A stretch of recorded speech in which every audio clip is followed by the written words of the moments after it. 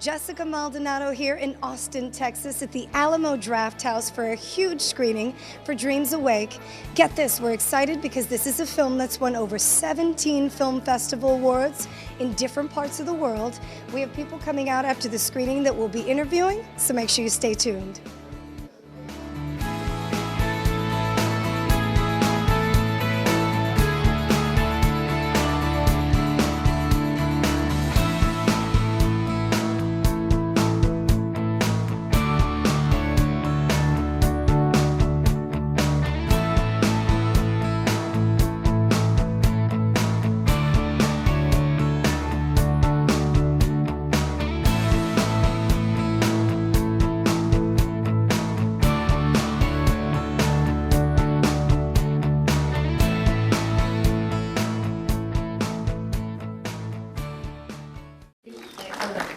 I'm not one of the star.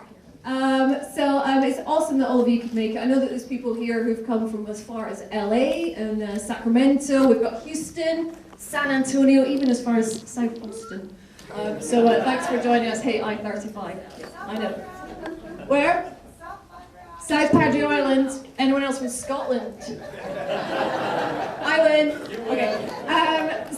Just a few basics before we go into the film. You guys, I think you're all ordering wonderfully well. If you're not familiar with the Alamo, you just need to fill out your piece of paper with what you would like, pop it on the silver bar, and your servers will get you everything that you need.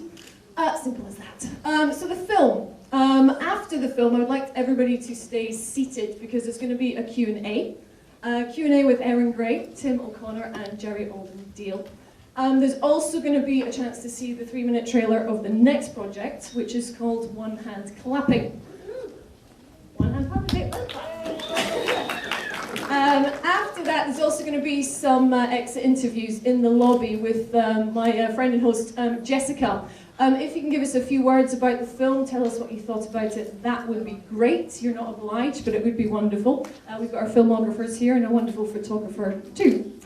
So a little bit about the film, if you're not aware of it. It's the only full feature film to ever have been filmed on Mount Shasta, which is in North Carolina. It's North Carolina, California, sorry, I was thinking of Oregon. It's going so well. It's somewhere West Coast. It's between Oregon, I think, somewhere. Yeah, in North California. And it's a film that's done really, really well. It's already got itself 17 festival awards, which I think is worth a round of applause as well. Yeah. Amongst those 17 awards, 2 of them have gone to Erin Gray for Best Actress, one at the Monaco Film Festival, and also one in the UK. Woo! Yeah. And also one has gone for Best Actor to Tim O'Connor at the Colorado Film Festival. Applause all around. I would just like to say that during the film, if you could please switch off your cell phones. We don't want anybody taking selfies and posting them on Facebook or Twitter. Going, yeah, look at me, I'm at the Alamo, jealous. Also, if you've got to get through that last level of Candy Crush, wait till after the film. Oh yeah. So ladies and gents, remember that Madonna got chucked out of an Alamo cinema recently. So none of you are exempt. Okay? So any questions? Everybody good? Everybody getting their food and drink? We're all good. So I'm going to give you about 5 more minutes just to get all your food and drinks organised. We'll then show the film and then we'll have that Q&A and then we'll show you the 3-minute trailer. So enjoy Dreams Awake.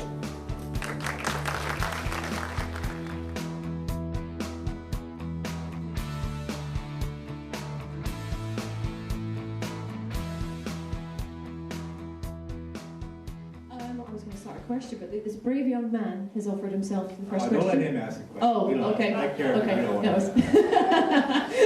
Okay, what's your question, sir? Just wondering how long it took to make this film. It depends on what part you're talking about. Actually, the shooting was only 4 weeks. We only went 1 day over, so 24, 25 days of actual shooting. But of course, post-production took us a long time. We had to redo. Yeah, well, we had to redo the music and the sound more than once. It just wasn't coming out right. So yeah, the actual production, hard production, was just 4 weeks. It's just all the other stuff, developing the film, writing it, the whole process was several years. Right. And of course, 3, hours, do what? several 3 or 4 years, or what is several? Well, I started writing the first draft in 2005. When it finally got totally for about 5 years. 5 years about right. For everything from beginning, first idea, from this head right here to that screen, yeah, about 5 years. Yeah. Awesome. You were first. I've got a double question. I'm wondering if this was filmed at Mount Shasta, and also, where did you get the idea for this movie? What was your inspiration? Trade secret. Actually, it was shot on Mount Shasta. Yeah, everything you saw there was actually on the mountain. We spent several days actually on the mountain. And some of the scenes around the house is another place we have up there. We have 15 acres, so we shot around that area, but everything, yeah, was the Mount Shasta area. As far as where the idea came from, I have no idea. Actually, it was something that I developed over a period of time, having lived up in Mount Shasta. It really came together. I was sitting on my deck one day, looking at the mountain, and it was particularly beautiful that way, very cinematic. And I thought, wow, this would be a really great place to shoot a movie. No movie had ever been shot up there. And so all of a sudden, just the germination of an idea over a period of several months, and I put together an outline. And you know, I know a lot about the mysticism of the mountain, having gone up there and been involved in that and talked to the people. And if you walk around town, everybody talks about the stuff that happened to them on the mountain.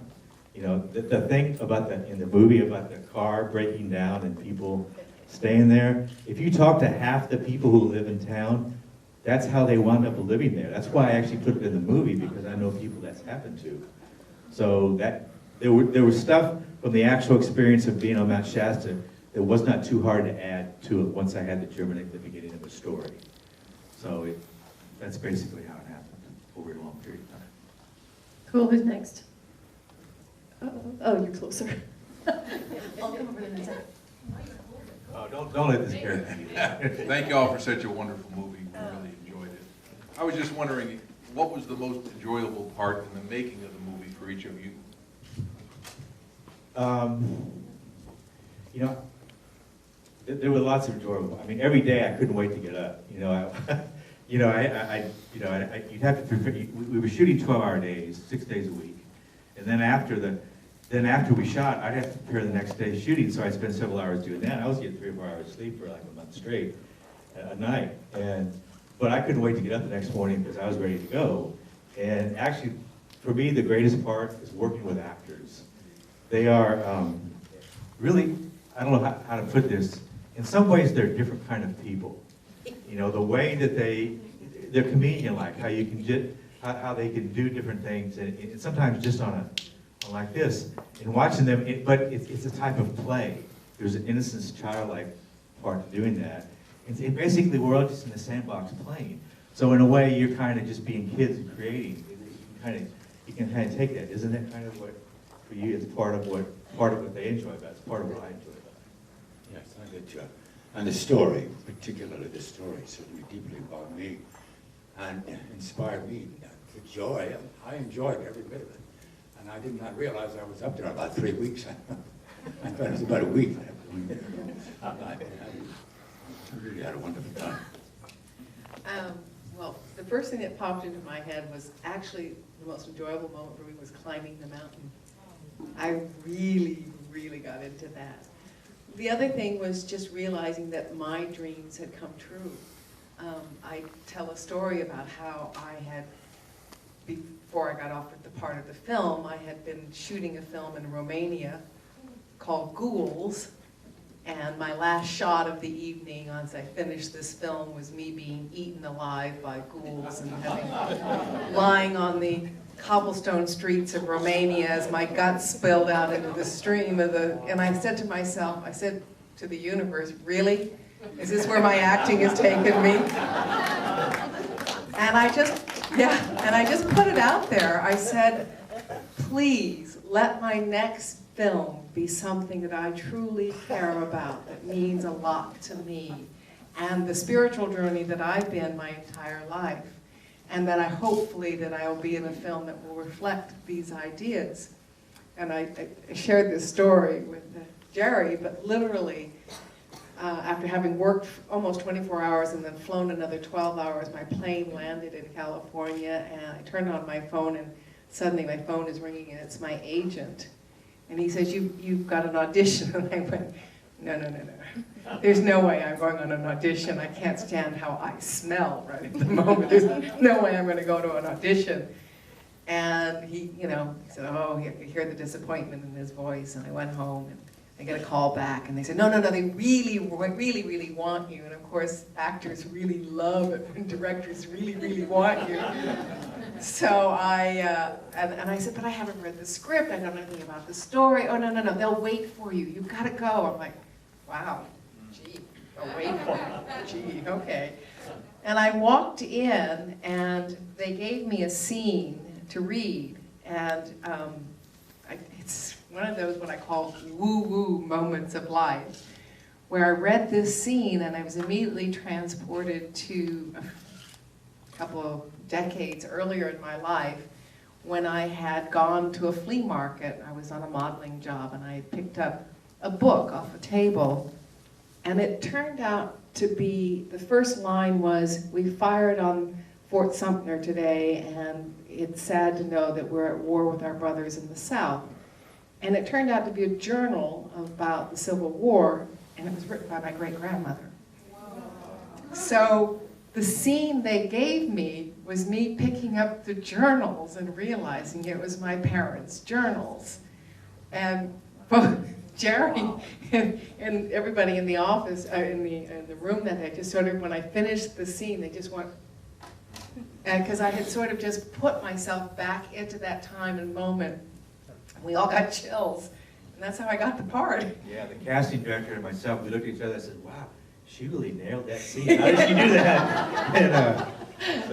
Yeah, so the movie was special to me from the first day. I run a company as well, and it was hard for me to leave my office and my company, but there was no way that I was not going to do it. So I found myself working all day on the film and then working all night on my computer running my company. And there's even one moment where I'm up on the top of the mountain closing a deal with a promoter in Australia, and I'm going, this is really a picture of the modern woman, One minute I'm crying and they're fixing my makeup, next minute I'm closing a deal, and I said, AT&T, we should really use this as a commercial,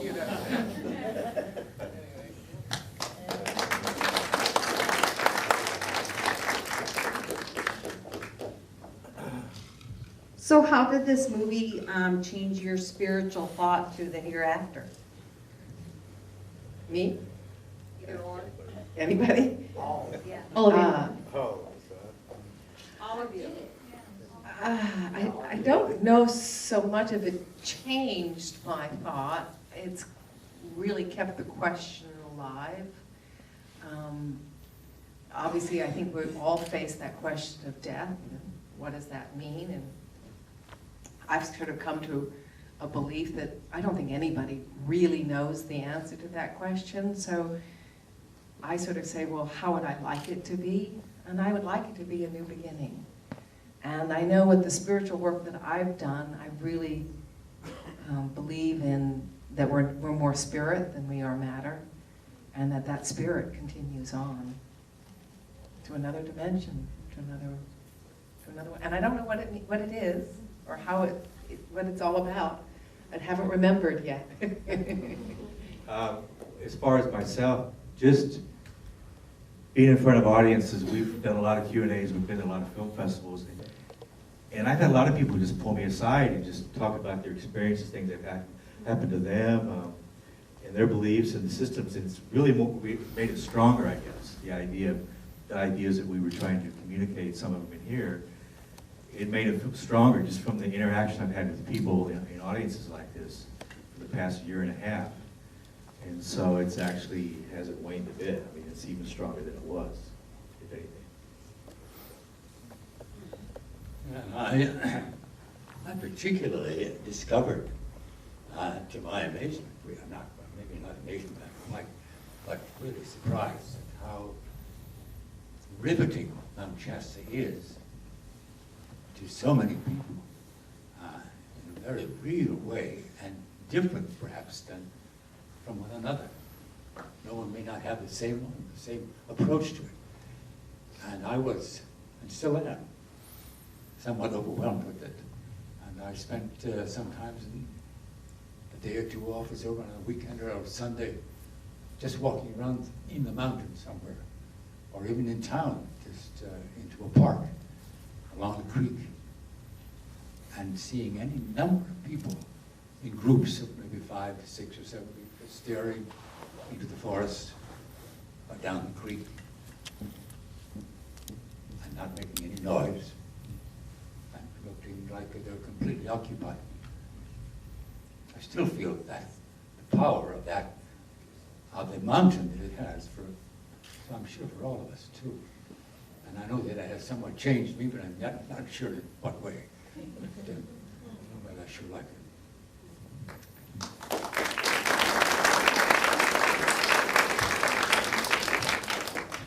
It's a great movie. I just want to preface, up here. Preface this, I guess, with the two actors. I have to start the question with beady, beady, beady, beady, beady. Movies that you've been in and you've been around for a long time talk about possibilities. Even Buck Rogers of the 21st century, possibilities. And you've been around so long. Does it still amaze actors to know that something that they were in 20, 30 years ago actually is occurring today, and that you have maybe played the possibilities of tomorrow? What do actors and directors think in those ways? There's no doubt the fact that I remember in Buck Rogers walking out in a field and flipping over my phone and talking to Buck in the middle of a field going, you know, this is really strange. There's no cord, there's no buttons. I'm looking at him on a phone, which is now a cell phone, and we all have one. I mean, I remember one time walking in an airport and watching, a line of people at Starbucks, and everybody had their phone out, and I went, this is so Buck Rogers. This is so cool. So it's kind of, I think that's what sci-fi does, or science fiction does, is it opens the mind to possibilities. And to have played in a science fiction film, I wasn't a big science fiction person, although I definitely, Ray Bradbury's books were one of the first things that ever woke me up, and seeing Twilight, the Twilight Zone as a kid growing up, opened a lot of thoughts in my mind about possibilities and so on. And so, yeah, it's cool. And I even go around now and people say, I remember when you were in Buck Rogers, and they share their memories with me. And that is so nice, to hear how, families in our day, or in my day, would gather around the TV together and share a movie, a story with each other. Now everybody's in their separate room, on their separate apparatus. So it's nice to have been a part of that, sharing of stories. I love the fact that you both work with David Hasselhoff, Knight Rider and Baywatch, but hey, Buck Rogers to David Hasselhoff. My description of David Hasselhoff is like a golden retriever. He would come to the set every day going, hi, everybody happy? Hey, having a good time today? So cute. He's so cute. So full of enthusiasm. I saw him for a second back. Thank you very much for having us to come see it.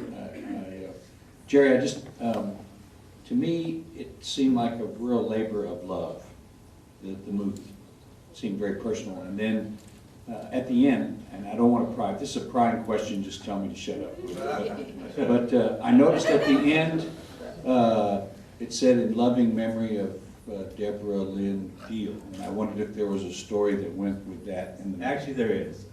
Before I was married to my previous wife, who's sitting right here, who's executive, my present. A future present wife, a future past wife. What dimension are we in now? Mary and I have been friends for a very long time, and she was also friends with my previous wife, who actually several years ago died of cancer. And so she was around a lot when I was struggling in LA trying to make it as a writer, and I was writing lots of screenplays. I was actually getting paid to write screenplays that never got made. And as a writer, that's, it's really cool in the beginning when they start to pay you for stuff, but then when it never gets made, it's really frustrating. And then as you get older, because there's lots of ageism in Hollywood, they think you're too damn old to do it anymore, because everything's geared toward teenagers, 20, 30, that age group. And so that's who they hire to make the creative decisions in a lot of the film production companies and studios. So after you start getting your 40s up to 50, they quit. Anyway, the point is, she was around when I was always struggling around supporting me in many different ways. And after in fact, I was actually going to do a project just before she passed. She had cancer. She had a 4-year battle basically with it. And then a couple years later, Barry and I got together, and then a couple years after that, we did this film, and it just felt very fitting to me because of those rough years of her really supporting me and being involved with me in that way. That this film that I made that will be dedicated to her. So that's basically it. So that's a good question. Thank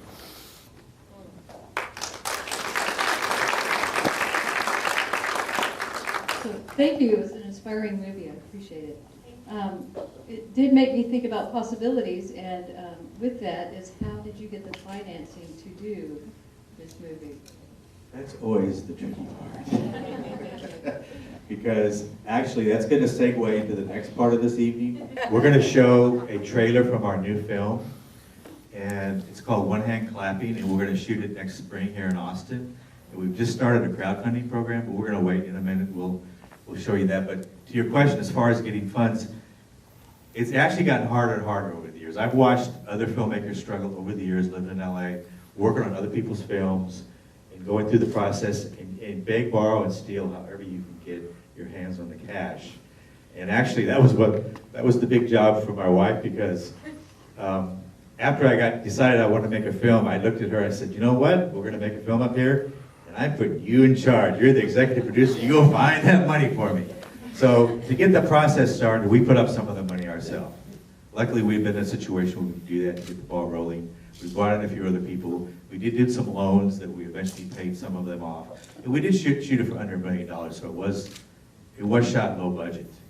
There was no big money financer come along, no studio, no nothing. It's actually the big challenge nowadays for filmmakers, if they get it made, is getting it out in the world. There's lots of distribution channels, but the big thing is marketing. All the money you got to spend to make people aware of it, because in some ways this film is not.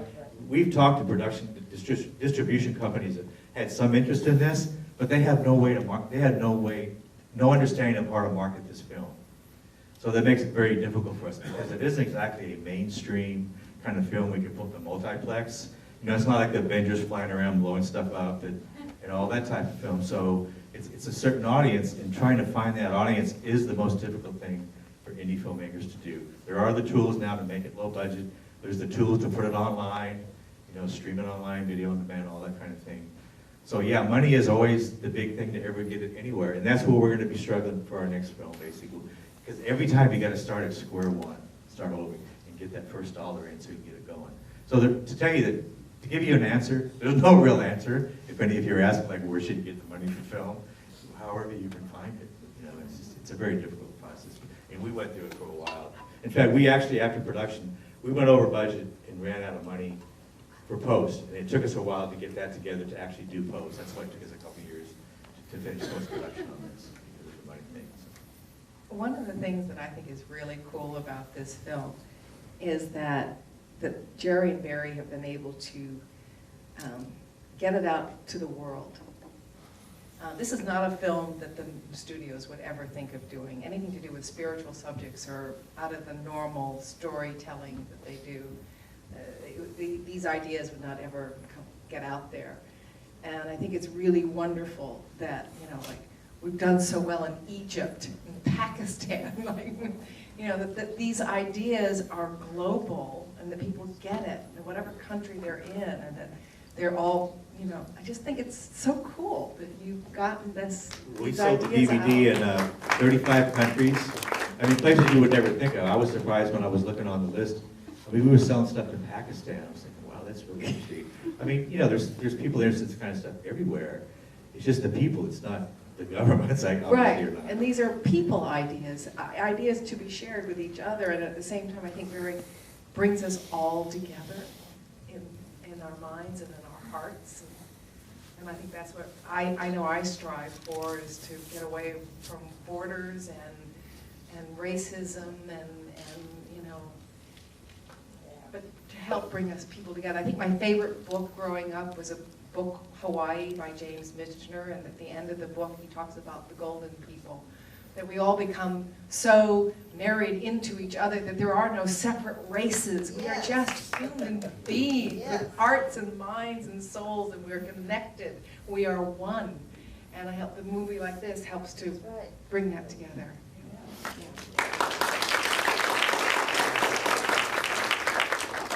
Aaron for president. More questions later. I have two questions. For the actors, I want to know, while you were filming the movie, did you experience any spiritual experiences, and what were they? And then for the writer, I was curious, you said that you had these experiences all through life, and you also said that you heard all these stories in Shasta and all this stuff. But I'm curious, as you were writing your drafts, did you have any spiritual experiences that you kind of added to the screenplay? While I was writing it, actually, in some ways, just writing is sort of a spiritual experience sometimes, with just stuff that comes through you and you process. I did go through I had several drafts where the screenplay was actually an ensemble piece where the 4 members have equal time, and there was no main character driving the plot. And it wasn't working though. I sat back and looked at it, and you know, it's interesting stuff in it, but it just didn't have enough drive to it.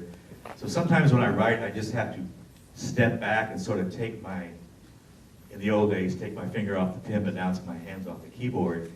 And it just I just say, okay, all y'all just shut up for a minute, all you characters, and I'm gonna see which one of you comes through.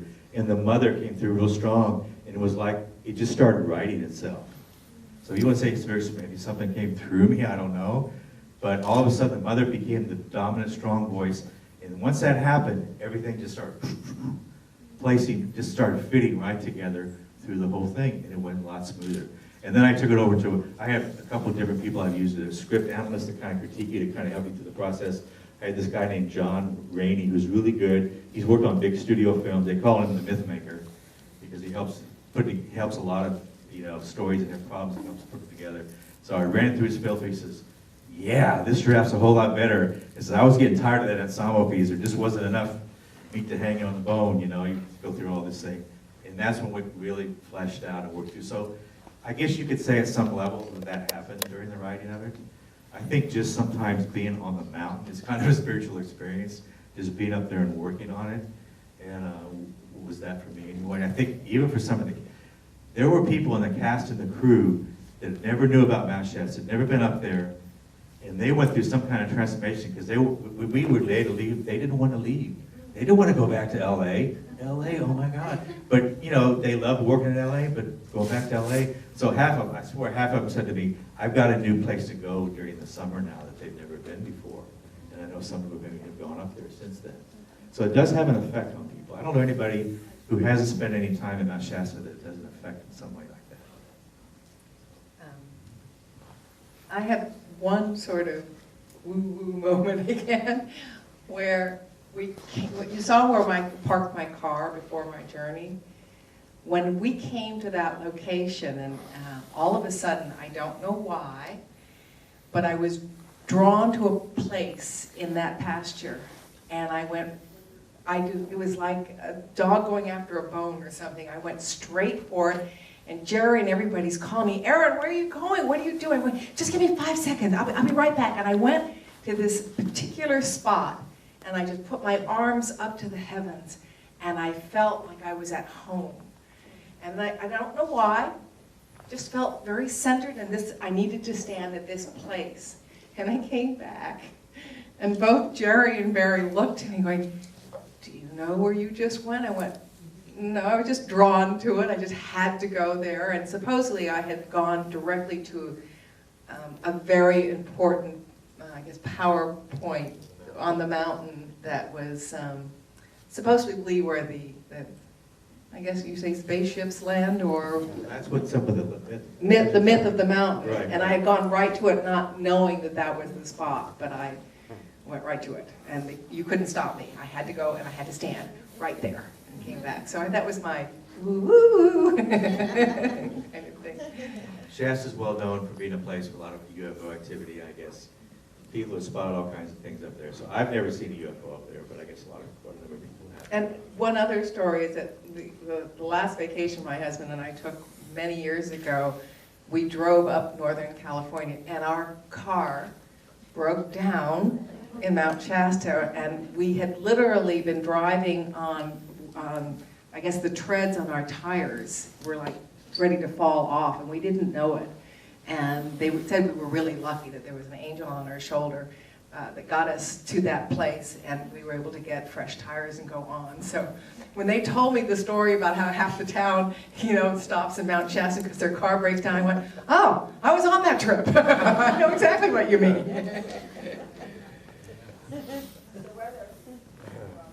Yes, the weather was great. The weather was fab. Well, the power, that other people experience from the mountain, and it's quite so real. That has a power in its own. Certainly to me, it deeply affected me, and I remember it when I think of it as though I'm right there all the time. I know that there's something specific about this area that is quite powerful. This is kind of for you. In the movie, it looks like you're trying to find yourself. And when you're doing that as an actress, do you find yourself doing that in real life as you're doing the acting for that? Do you kind of look back at your childhood? For Erin? Yeah, I'm not sure if I understand the question. What That, Basically, while you were trying to figure out what happened in your childhood. right. I mean, I don't know if you've ever had any childhood experiences where you had to go back and kind of analyze them later in Oh, life. I wondered sure. if that kind of led you back to some of those during the movies. The movie. I think more than anything, the movie reminded me of times that I've had very unusual experiences. When I was a child growing up, my grandparents were what I call the original Bohemians, and spent 3 months living in the woods in silence.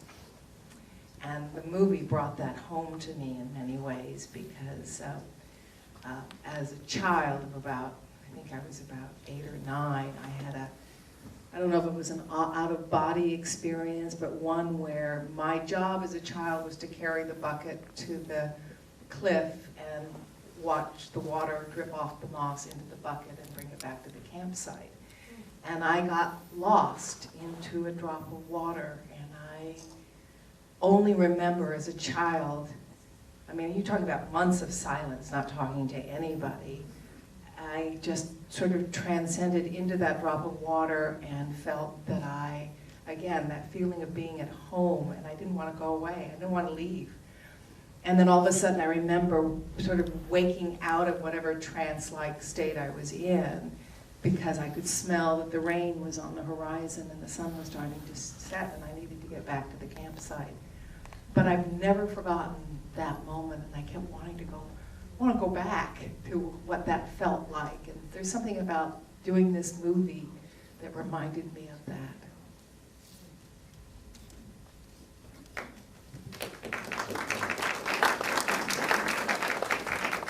Any more?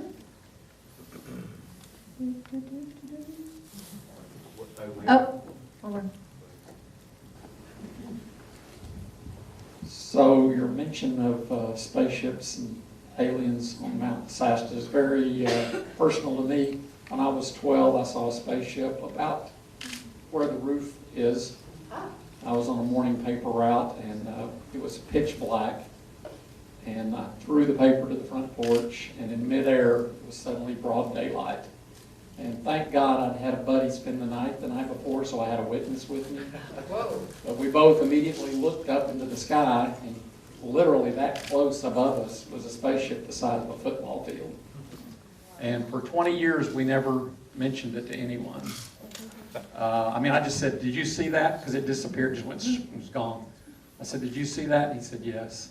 And we didn't speak of it for 20 years. 20 years later, I called him and I said, that really happened, right? And yes. I said, have you told anyone? He said, no. I said, me neither, but I'm going to start. Where was this, Jerry? And this was in Austin. This was in North Austin. Really? 50th and Duval area. What year was that? Let's see, that would be about 63. Yeah, about 1963. And I've been to the Alien Museum in Roswell. I've done lots of reading, and of course now the internet is, you could spend the rest of your life and never sleep and just read about spaceships and aliens. But anyway, the point of my talk here is to ask y'all, people you met there, did anyone actually see spaceships up close, any aliens, any? Not anybody, when we were filming, I have talked to people up there who claim they have, yeah. There's a number of people who claim they've seen stuff on the mountain. And there's several books written by local people where they talk about that. And I think there are UFO researchers that come up there periodically. So that is another thing for that type of activity. Talk about the beam of light. Well, we did have an interesting experience. The scene where we're shooting Ambrose with the staff, instead of doing that special effects, we actually tried to do it real with a real light. And we dug a hole in the middle of the night. We dug a big hole. We had a big, powerful light. We stuck the beam shot way up into the, into the sky. I-5 wasn't very far away. We had people pulling off the road and off semis, and it was in the paper the following week. There was a UFO in the area, and we were the ones that had created it. So we actually created a UFO event, unknowingly. We didn't know nothing about it. But apparently there was a guy in a rig that sat there for hours, because we were doing it for like 30 minutes with this thing.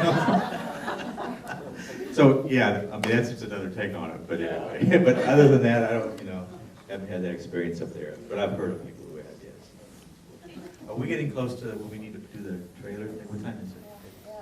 Yeah, it's good time. Do you want to talk about one hand clapping or just want to show the We're going to shoot the trailer. We'll talk a few minutes about that. Okay. So we need to queue up the projectionist guy. It's just a 2 to 3 minute trailer. This is about a year ago we were here shooting a trailer as a teaser trailer to show people the type of film we want to shoot here. I think we have a few of the people here in the audience that were involved in it. Stand up whoever was working on the trailer we're getting ready to show. We got our cinematographer, Leighton, we got a couple actors. There's Greg, there's Adam, there's AK. Who else we got over here? Anyway, they were involved in this trailer we're getting ready to see. So, whenever you guys are ready to play it.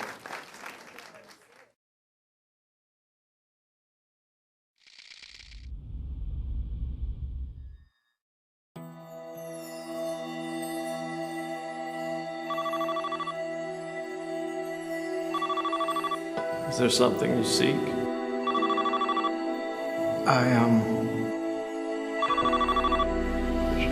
Should there be? Oh my God.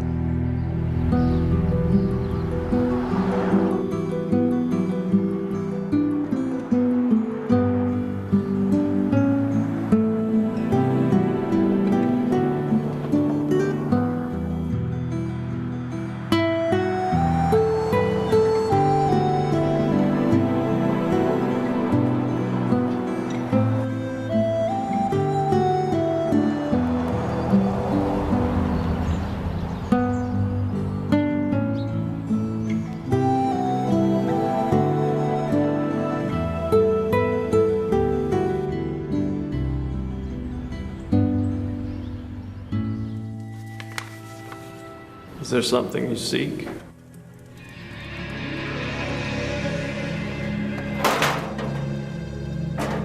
You get your butt in your room. Frank, don't. Now! Y'all regret this.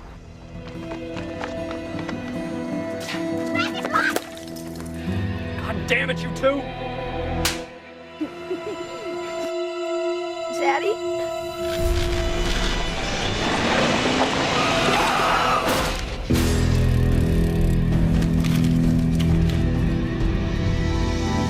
What is the sound? one-handed clapping. You need to find me.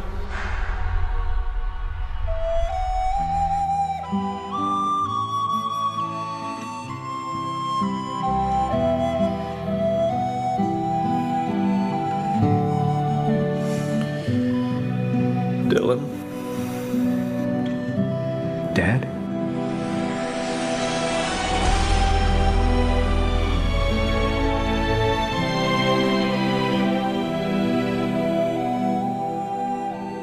Dylan, are you listening?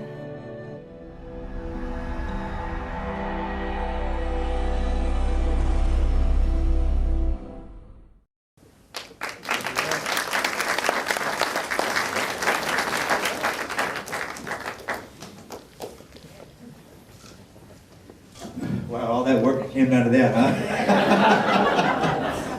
There were some scenes we actually shot, we didn't put in, it didn't quite fit. There's a scene that, we had an actual fighting scene where the two of the brothers are really duking it out, and when we tried to do a final edit of this, it just wasn't fitting. We really wanted to put it in there, but you always think, God, we spent all that time and energy on doing this scene, but we had to cut it out. I think if we'd have had it in there, it would have been obvious that it didn't quite fit. So it's interesting trying to shoot a trailer to pick out the right scenes before you shoot a film to know whether they're going to play. And obviously we shot much more bigger pieces of the scenes, and we just used such small pieces. And looking back on it now, there certainly were a couple of the scenes I would have liked to have shot to put in there that had a little more to add to. But I think what we did, I think, people have responded to it. So anyway, the idea is this. This is kind of the news of what's going on with this. Right now, we have a casting director who's sending the script out to several actors in LA. We're talking to 3 different actors right now. One of them we're in negotiations with to play the father. And I can't really say publicly who it is because it hasn't been finalized. And he's an actor that's fairly well known to play the father in this movie. We're negotiating with a couple of the brothers. See, there's 3 brothers and a father. And one of them has a girlfriend, one of them has a wife. So there's about 5 or 6 main anyway, another thing is that we were told recently, within the last few days, that the screenplay One Hand Clapping is going to win an award at the Monaco Film Festival next month. So we're hoping that'll get a little more notice. So wow, guess what? I get to go to Monaco. So, and last year we were actually in Monaco. Erin won a Best Actress award at the film festival, and the film won Independent Spirit Award. So we can go back, and I'd like to because I actually met a couple of people there last year who have some money. So somebody was asking about money. I'm going to have a little conversation with them about that. But on the subject of money, we have actually recently started a crowdfunding program. Go to a website called I can't even remember. LaunchOurFilm.com. And LaunchOurFilm. We have some info packets we're going to hand out to everybody when they leave, and we have all the information. Anyway, I'm not a salesman or a pitch man, but I'll just tell you to go there, check it out. If you got a few dollars laying around in your pocket or under the mattress, maybe, or you can tell your friends about it. Everybody's got a network of friends. Shoot it emails or Facebook, whatever people do. And we're hoping that we get the money by next February because we're going to start prepping then about. Let's see. The plan is to start shooting the 1st of April. So we're going to have a 5-week shoot, but we're going to have a 6-week prep, which will start about mid-February. So I'm planning on coming to Austin to get in February to get this thing going. So we have about 3 more months to get. We have some of the funding, part of the money raised. We're raising more money through crowdfunding. We're going to try to work on some other, people who say they have money, but we'll see. There's a thing on HBO now about getting money. What's it called? Like you were telling me about. What's it called? That HBO movie? There's a documentary about making. Seduced and Abandoned. It's about Alec Baldwin trying to raise money. He's at Cannes Film Festival, and it's an hour-and-a-half documentary. And if you watch that thing, you'll see how crazy it is trying to find money out there. But anyway, that's the process. We're in a couple modes. We're in a fundraising mode, and we're also trying to get our cast to put all that together. And we hope to have everything wrapped up at the beginning of February, so we can all come back here and see all of you again when we're ready to come back and shoot the film. Erin Gray is one of the producers on the film. She's helping us. She actually turned us on to the casting director we're using. So that helped. And actually, And yes, I cast Tim, and I cast my husband in that last film, Gary, too. yes, she wasn't very involved in that. That's why, I got to have this lady around. But anyway, she helped bring Tim aboard and Gary Graham in Dreams Awake, and she's going to help out with one hand clapping. And so anyway, I wanted to come back to Austin because it's where I got started before I went out to LA in this whole crazy film business. And we did, Dreams Awake. So, you know what? I got this film, I got this script, one hand clapping. I've had it rolling around for years. It actually has been optioned 3 different times by 3 different production companies in LA. And at the end, they couldn't. In fact, Miramax was actually interested at one point. I actually talked to the head of production. We were talking about it, and he was doing coverage on the script. And finally, he says to me, there's too much stuff about death in this movie. And the big film that was really big at that point was Gangs of New York. And I said, you know what? I think there's about 100 people that die in that film. He said, yeah, but that's a popcorn movie. It's like death is fantasy. We don't want to deal with death as a reality. I go, oh, so that's what it's really about. It was interesting to hear somebody say that, in a very positioned place who makes decisions about these things. That's their attitude pretty much about it.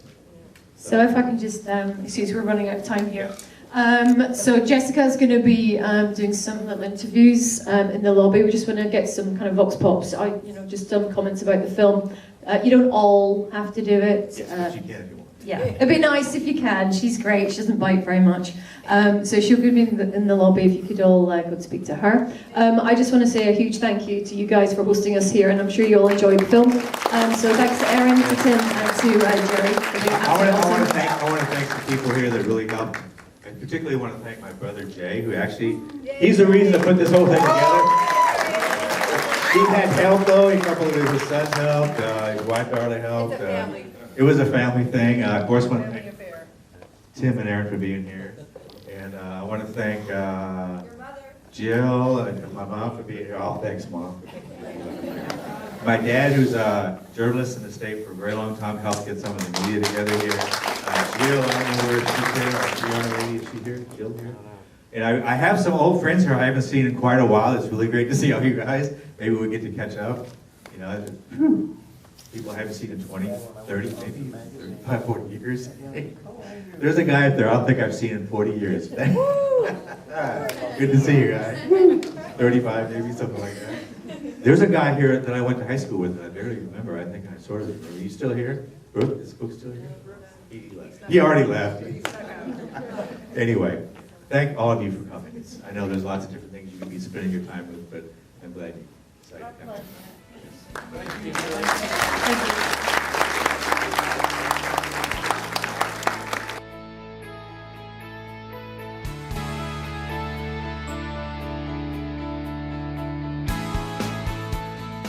tell us a little bit about what you guys thought about the film and how you felt.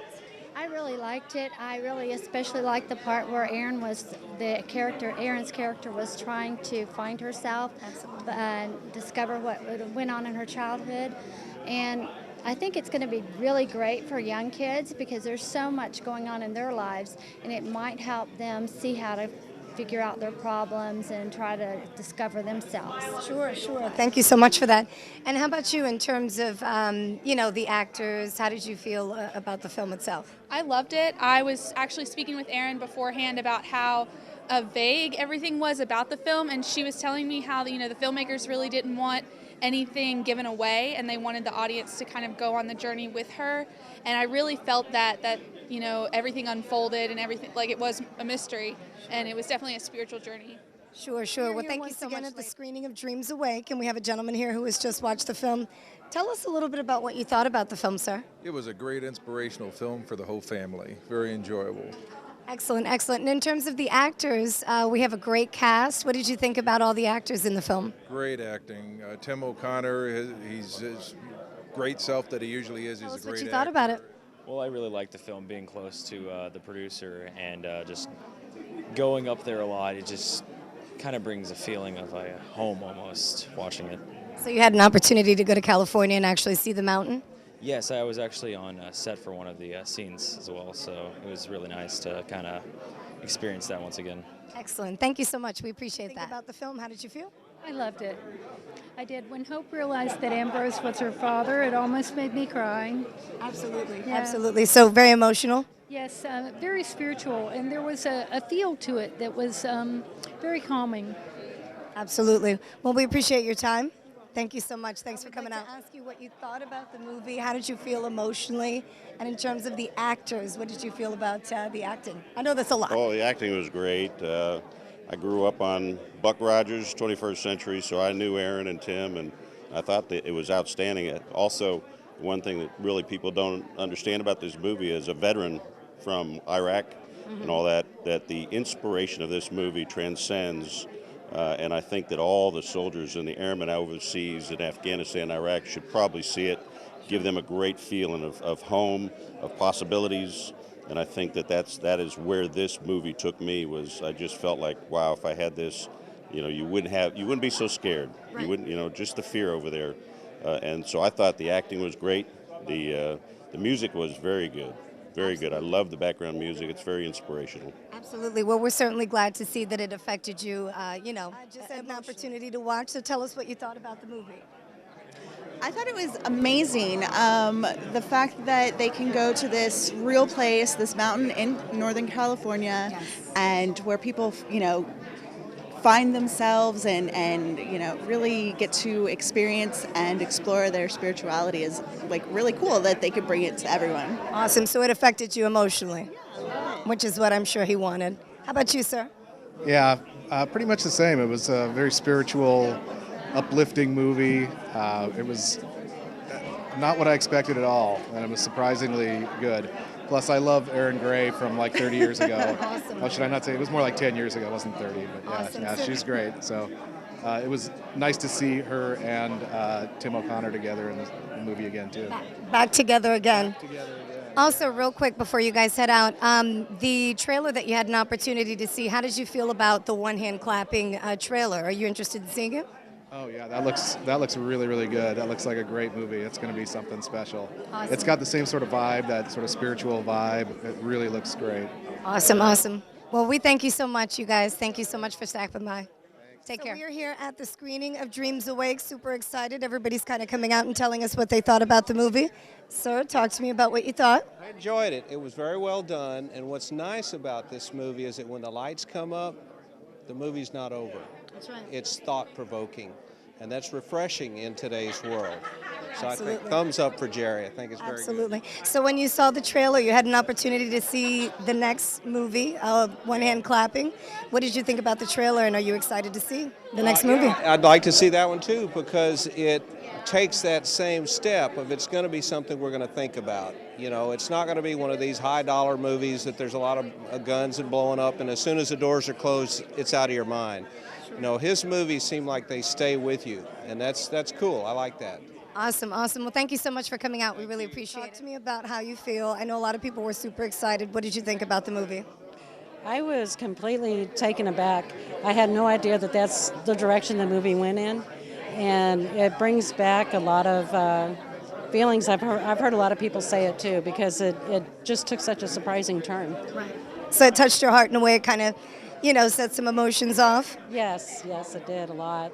I mean, and a lot of people have been commenting on that fact. Awesome. Well, we had an opportunity to watch a trailer at the end of the film for One Hand Clapping. How did you feel about that trailer, and will you be looking forward to the movie next year? Yes, I will. I mean, I already started getting interested in that one, just from watching this one. Well, thank you so much. I appreciate you taking the time out. Talk to me, ladies. I thought it was beautiful, and I actually felt pretty inspired. Not only do I like mountains for some weird reason, but I don't know, I really liked how it was written, especially, I don't remember his name, but the older man, the father. Yes.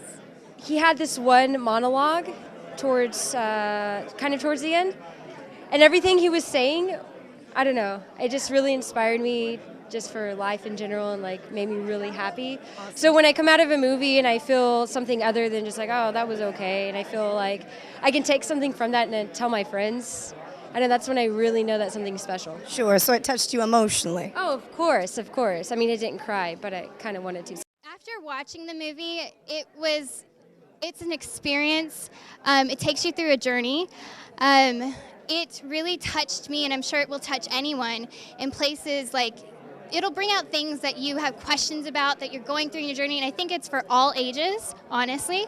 And if you've ever read anything like The Alchemist or anything like that, you definitely have to see this movie. It's a must-see. It's incredible. I think through the different characters, you'll relate to one of them, definitely, and you have to see this movie. It was incredible. Excellent. Thank you so much, ladies, for taking the time out. We appreciate it. Ladies and gentlemen, as you can see, Dreams Awake screening was a huge success. Everybody's super excited about it. Now, here's the deal. Next year, here in Austin, Texas, the same director, Jerry Deal, is going to be bringing you a brand new movie. It's all about the movie called One Hand Clapping. We're super excited about it. Make sure you stay tuned for more information. Thanks so much for joining us.